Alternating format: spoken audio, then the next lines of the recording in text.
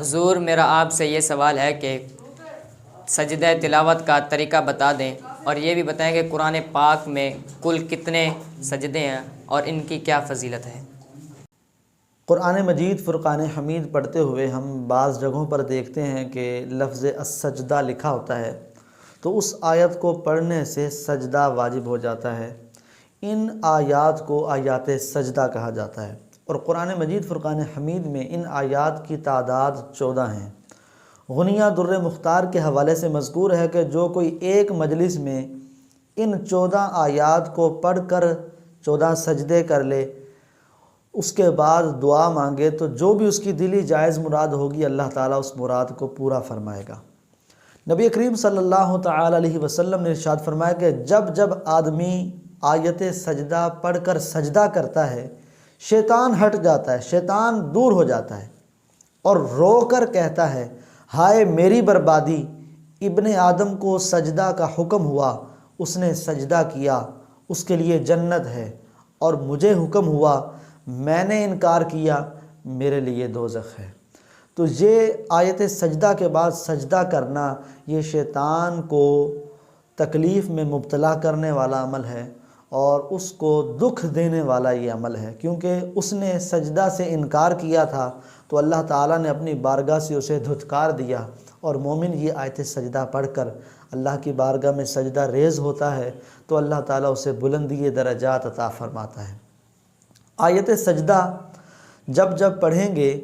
تو تب تب سجدہ واجب ہو جائے گا۔ اس کی تفصیل ہم سن لیتے ہیں کہ اگر ہم نے ایک مجلس میں ایک آیت سجدہ کئی بار پڑھی ہے تو پھر ایک ہی سجدہ واجب ہوگا۔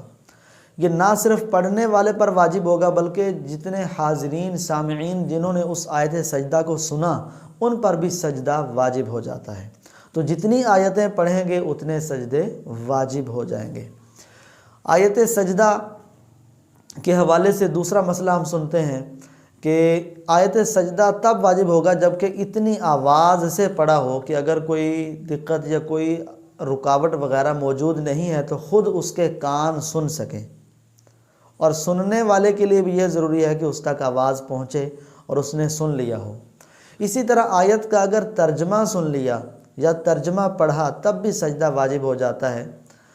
لیکن ترجمہ اگر سنا ہے تو اسے بتا دیا جائے کہ میں نے یہ آیت سجدہ کا ترجمہ پڑھا ہے۔ نماز کے اندر اگر آیت سجدہ پڑھی ہے تو اس صورت میں